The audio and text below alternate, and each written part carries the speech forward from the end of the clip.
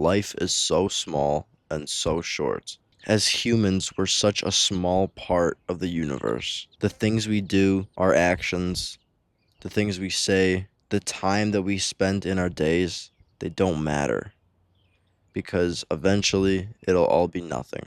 When I talk this way, I'm not talking about a cynical approach, but I find it so funny how we spend so much of our time caught up on the trivialities of life.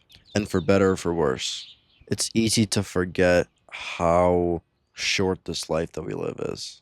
And oftentimes we're so consumed by the things that we do in life that the days just seem to fly by and go past us. And we think to ourselves, what have I really accomplished? What have I really done? This past week, I went on a road trip with my dad, and the whole idea of this episode stems from the fact that I was at Yellowstone National Park.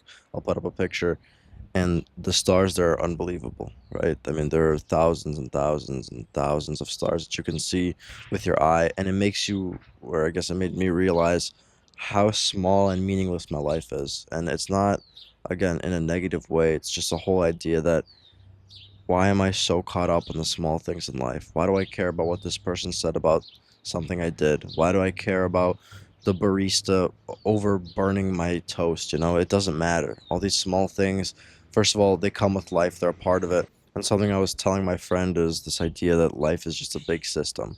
Like all of us humans play into the world. The barista, she forms your experience. She makes your coffee. She gives you your toast, right? Whatever you order at the coffee shop.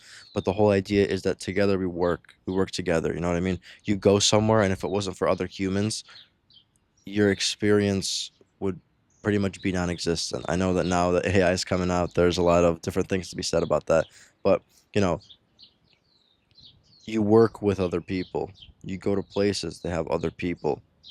And funny enough, even when you're by yourself, you play a role in society. You play a role in the world. Even if you're doing nothing, you're still doing something. If you're watching Netflix and you get home from a long day that was made by other people, these shows, these movies, and you're consuming it. And not to say it's good or bad, but I want you guys to understand how people play a role into the world, right? We are everything this world is. We are literally everything. You're listening to this podcast, you're helping me. Right now I'm talking and I'm hopefully helping you, right? I think this was an amazing reminder for me. Absolutely amazing. Seeing all the stars and remembering how small of a role I play in the world. And the reason this was such a good reminder for me was it put me out, right? It was more of like I got to see things from a macro point of view as opposed to micro because instead of living every single day worried about the small things and what my brace is going to do, I took a step back and I thought to myself on the long scale, like, wow, you know, eventually this life's not going to be anything. Eventually I'm going to die. Eventually we're all going to die. Again, not in a bad way, but that's just how life is. It's inevitable.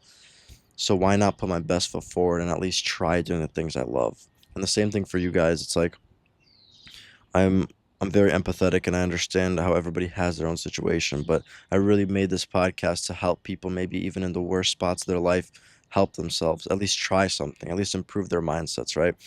I think it's hard to grasp the idea unless you've A, spent a lot of time on it or B, saw it with your eyes, right? Like I got to see the stars. Also, I was into stoicism a lot, and I mean, I guess I still am. So it was, those are one of the core teachings I would say is like, you're a very small dot in the world. You don't really matter too much, but you know, do the thing, do the thing you feel like you're destined to do and do it really freaking good, man. Like, spend a lot of time on it, work hard on it.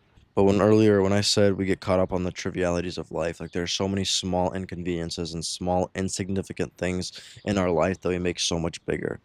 Not to say anybody's overreacting, but is this really what you want to think about? Because something that I realized, which was a really big observation that I've had recently, is the fact that inconsistency and doing things for a long period of time, just like one day at a time, eventually it gets to you, right? I realized that I was having a very bad habit of mine that I would do very often. And when I would do this thing, it would just be like the typical excuse of, okay, it's just one day, it's okay, like you broke your streak, it's fine. But then over the long period of time, like you look back, or I guess I looked back and I was like, wow, like this is something I've been doing for so long. I can't even remember a time that I wasn't doing this thing, you know what I mean? And I think it goes to show that like those bad things really do stick with you and it plays with you mentally because you think to yourself, okay, am I doing the best I can? Am I doing the thing I know I can and I should? And the answer in those situations is no, I'm not. So, putting your best foot forward, understanding that you play a role in society, but you can shape the role in society as well if you work hard enough. I understand, again, everybody has their situations, but there have been people in worse situations that have done better for themselves. It's not about necessarily your circumstances, it's about how hard you're willing to dig your heels in and work for the thing. And I have no proof of that, but I'm telling you guys right now, in the future, I'm going to look back at this episode, I'm going to be like, wow, I was right. I know I'm going to look back on this. And right now I might not have the proof to be like, yeah, I'm this extremely successful guy. I've done good for my family. I've done good for all this stuff, but I know I'm gonna look back and I know this is gonna be the case, right? I'm doing the inputs right now as I speak. That's why I like speaking about them. So then when I have the outputs, I can be like, this was me all along, and this is what you guys should be doing, you know? I want you guys to take a step back and think about how many other planets, how many other galaxies, how much potential life is out there in other planets, universes, everything, right? Actually, funny enough, but when I'm making this episode, yesterday I saw an Instagram post that said the first alien planet was discovered, confirmed, right? So it's like we never would have thought about it, but there's just so many possibilities that it's like, of course, like there's so many planets, so many galaxies. It's like there's got to be something living, right?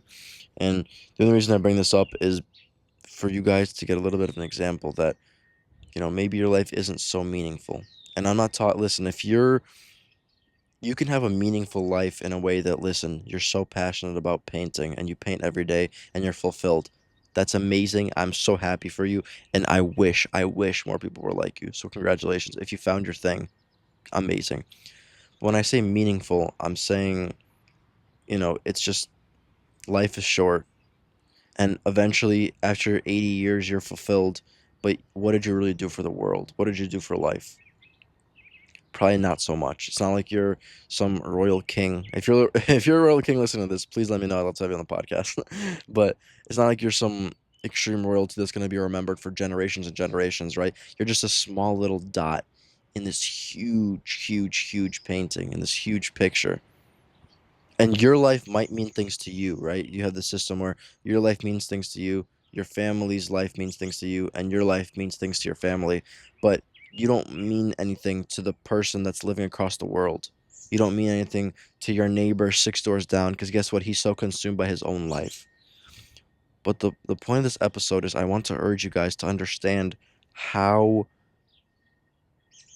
you guys don't have too much time in the world. You guys don't have that much left, so you might as well give it your all. You might as well try.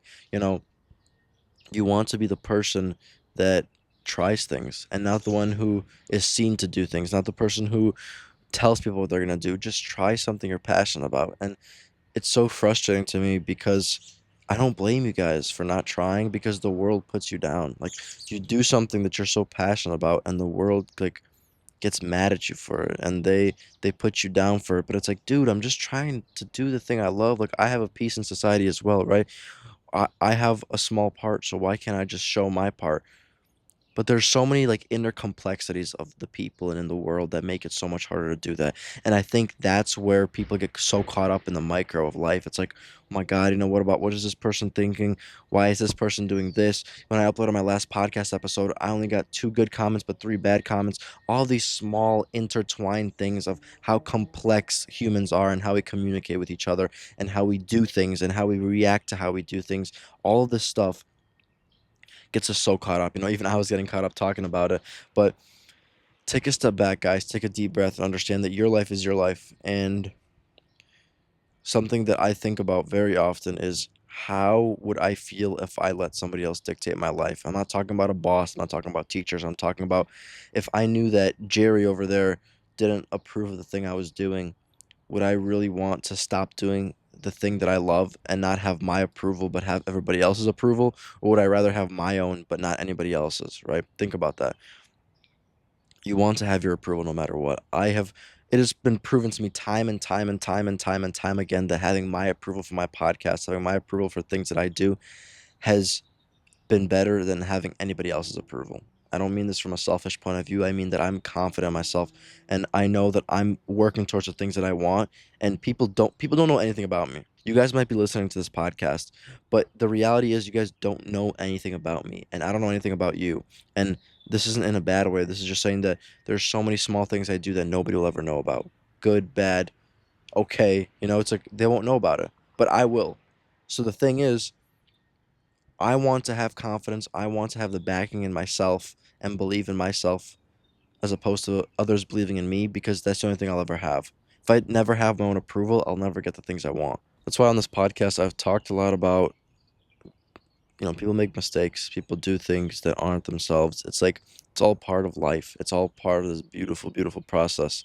I feel like a poet when I talk about life, but I'm serious. I really think that life is so delicate. We take it for granted, and only when we're in situations when things get hard, things might get closer to the end, do we really question and start to appreciate things, right? Think about when you have something good, but you don't appreciate it until it's gone. It's similar, right? I mean, obviously you can't appreciate life when you're gone because you're gonna be gone, but when you lose a relative or maybe lose a friend, you think to yourself, wow, like first of all, that could have been me. That could have lost, it could have gotten unlucky, but also just like that, he's gone.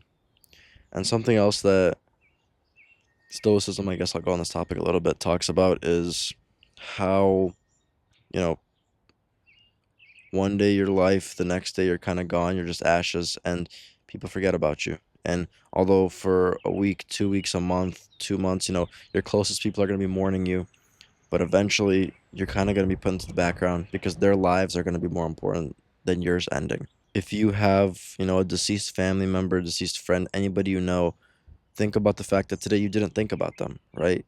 And when it initially happens, it's this horrible thing, but eventually it's this thing that people overcome, and they climb over this hill, and